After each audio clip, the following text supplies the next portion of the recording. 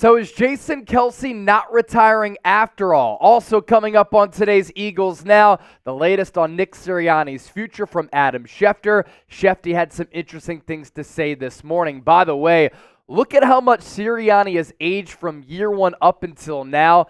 That is what coaching in Philadelphia will do to you, especially this year. And the 2023 season, it aged all of us. But that doesn't mean that our coverage stops. We're going live this afternoon on Philadelphia Eagles Now, so make sure you subscribe. Turn on those notifications. Therefore, whenever we go live, including today, you will be notified. Live show starts at 5:30 p.m. Eastern, 2:30 p.m. for those of you hanging out on the West Coast. Obviously, with this team, given how they lost to Tampa Bay, there's plenty to discuss. So let's start off today's show with the latest on Jason Kelce. He said on the New Heights podcast with his brother Travis Taylor Swift Kelce that he has not officially announced his retirement just yet. And let's go through the timeline here because we all woke up early yesterday and we talked about this yesterday morning on the show. This tweet from Adam Schefter as well as Mike Garafolo when Schefter said six-time All-Pro, future Hall of Fame center Jason Kelce told his Eagles teammates in Monday night's postgame locker room that he is in fact retiring. The 36-year-old Kelce became visibly emotional at the end of the Eagles' 32-9 loss to the Bucs. He has considered retiring after other recent seasons, but this time it is said to be real. It is said to be happening. Then Adam Schefter followed that up with this, that Kelce, the fifth center in NFL history with at least 6 All-Pro selections. The other 4, Jim Otto, Bulldog Turner, Dermotty Dawson, Jim Ringo, all in the Pro Football Hall of Fame. Then there's the local spin from Jeff McClain of the Philadelphia Inquirer. Jason Kelce told me, quote, I have not announced my retirement yet, but he also told me, do your job. What several had suspected of late, yeah, he does plan to retire, and Jeff McClain said, I'm also doing my job. But then there's this from Jason Kelce on the New Heights podcast, which was released this morning, most likely recorded yesterday with his brother Travis. I just don't think you're in a position after a game like that to really make that decision. I just don't. There's too much emotion in the moment. There's too much going on in the moment to really fully grasp that decision. I'm not trying to be dramatic and continue to draw this thing out. I'm really not. It's just something I think when it's time to officially announce what's happening in the future, it'll be done in a way that's definitive and pays respect to a lot of people and individuals that have meant a lot to me and what has led to the career that I've had. I don't think that it would have been respectful or even accurate to be able to do that right after a game like that. Oh boy, there's a lot to react to with that, but I want you to react down in the comment section right now. This is today's poll question. How does that read and sound to you? Is Jason Kelce retiring still, type R, or is he going to be back, type B? I think Jason Kelce is right in saying it's hard to make a massive decision with a lot of personal implications, organizational implications, and citywide implications to just either announce the retirement given how that game played out and how the season has played out. And if Jason Kelce does want to retire, I imagine he wants to put together a farewell speech, a farewell and well-prepared statement, as well as a video to go along with that, considering guys played in the league for 13 years. So during an emotional time, like after that type of game, it would have been hard to just say, you know what, I'm done. You have to take some time to think about something like this, especially when Jason Kelce, as we know, has been year to year as to whether or not he is going to retire. I will say this, a farewell Jason Kelce season would be awesome. It gives all of us fans an opportunity to soak in one last year with Jason Kelce. And a leader could come back. A still great player would be able to return. And maybe if the players knew that Kelce was going to retire, they wouldn't carry themselves in an awful manner like they did at the end of the year when the lack of effort was sickening for a city that cares so much about this football team. For us as fans to be able to say goodbye and to really relish one last season for number 62, that would be phenomenal. Obviously, if he wants to walk away from the game because he feels as though his body's done, and he wants to dedicate his time to his family, and he wants to continue his broadcast ventures. Totally understand that. And Jason, if you do that, you can hop on here, Eagles Now, whenever you want. Here's the thing. Jason Kelce is still playing at an unbelievably high level, and this year, a first-team All-Pro, according to the AP and the Players Association. Overall Pro Football Focus grade of 80.7, pass blocking grade of 72.6, run blocking grade excellent, 86.2. He only had 6 penalties, only gave up 1 sack, only gave up 1 hit on Jalen Hurts, just 12 pressures on 1,108 total snaps. What a career it will be for Kelce whenever he decides to officially retire, if that's this year, next year, or at some point in the future. 6th-round pick in 2011, 13 seasons with the Birds, Super Bowl 52 champion, 7 Pro Bowls, and a 6-time first-team All-Pro member.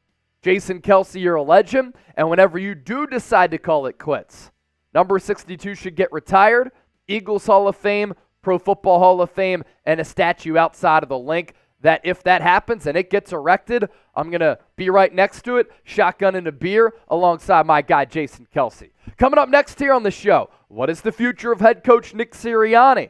Adam Schefter and Jeff McLean with the latest, and I'm going to explain how if Sirianni were to come back, how he has to improve and change this offense. But first, today's Eagles Now is sponsored by Factor Meals. Get 50% off when you use the code EaglesChat50.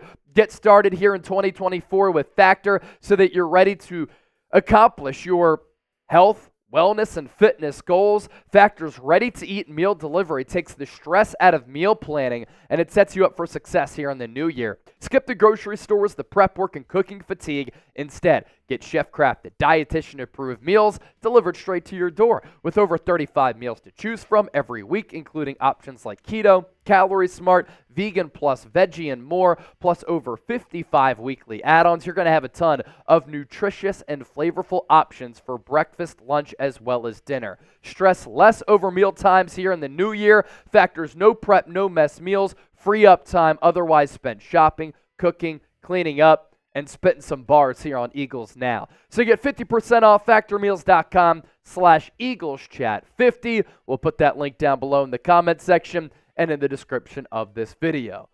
What to do with head coach Nick Sirianni? Will the Eagles head coach get fired after the Birds collapsed, losing 6 of 7 games? When ESPN panned to the owner's box and we saw Jeffrey Lurie watching that disaster unfold on Monday night, he looked like a mob boss who knew he has to whack one of his own guys. He looked disgusted. He looked annoyed. He looked pissed off. He looked sick. And when he was walking to the Eagles locker room after the game, there was some pep in his step. He was walking with some purpose. Now, here's what Adam Schefter had to say about the future of Sirianni, and it's important to note this is his guess here. My guess is that he'll be back, but I also recognize anything's possible and that Jeffrey Lurie could decide to do anything here. I think we know there's going to be significant changes on the defensive side. Zero secrets, zero breaking news there. The offensive side of the football, to me, becomes a little bit more complicated because I do think Brian Johnson is a widely respected figure, and it could have been there were just things that he needed to learn in his first year. I think you got to move on from Brian Johnson because I think if you bring Sirianni and him back, doesn't instill a lot of confidence in this offensive side of the football with the player personnel that they're going to be able to correct things because things were just so bad for the last month and change of the season. 2 things can be true. This is Nick Sirianni's offense, the components of it, and the scheme certainly sucked. What is also true, in addition to the concepts being bad for Sirianni's offense, I thought Brian Johnson was a terrible play caller. And situationally, he just looked like an inexperienced play caller in this league. Troy Aikman making a really good point on Monday night. There's an art to play calling, and I thought that was a little bit of a shot at Brian Johnson. He might be a good coach. He might be well respected, as Adam Schefter said. But is he ready to call an offense for a Super Bowl contender? I don't think that he is. So that's the offensive side of the football. On the defensive side of the football, Eagles have to overhaul the entire defense. And they have to bring in a defensive coordinator who's going to be able to bring the best out of Hassan Reddick and not have him dropping back in coverage, which never makes any sense because under Matt Patricia, Hassan Reddick went missing. And then at the end of the year, where was Jordan Davis? Where was Jalen Carter? So on the defensive line, you have to get a defensive coordinator who's going to allow these players to pin their ears back. You have to cater to their strengths and allow them to be the dominant players that they can be. I also want to see more from Nolan Smith in year 2. Saw some flashes throughout this year. Saw some flashes against the Tampa Bay Buccaneers. But that's just the defensive line. Howie Roseman deserves blame as well. Can he finally invest in that linebacker spot? And you need new safeties, maybe even perhaps 2, and you might need some new cornerbacks as well. We'll see what that injury is to Darius Slay. He got carted off, and James Bradbury, burnt toast. The caveat here with Sirianni's future is that Jeffrey Lurie did decide to bring Doug Peterson back originally after that 4-11-1 season in 2020. But then when Doug Peterson came to Jeffrey Lurie with the coordinators that he was going to hire, Jeffrey Lurie didn't like his choices, and he fired the only head coach to win a Super Bowl in franchise history. As for Lurie and Sirianni, here's kind of a timeline here from Jeff McClain of the Philadelphia Inquirer. The Eagles start their exit interviews today. He said tomorrow, but that was on Tuesday night. So on Wednesday, Eagles start their exit interviews. Nick Sirianni will meet with his players, and then there will be coaching meetings. He will eventually meet with owner Jeffrey Lurie and general manager Howie Roseman. No secret that if he stays, there will have to be significant changes made to his coaching staff, and there will need to be some bridging between Sirianni and Jalen Hurts, who, by the way, didn't give a ringing endorsement to his head coach after the game on Monday night.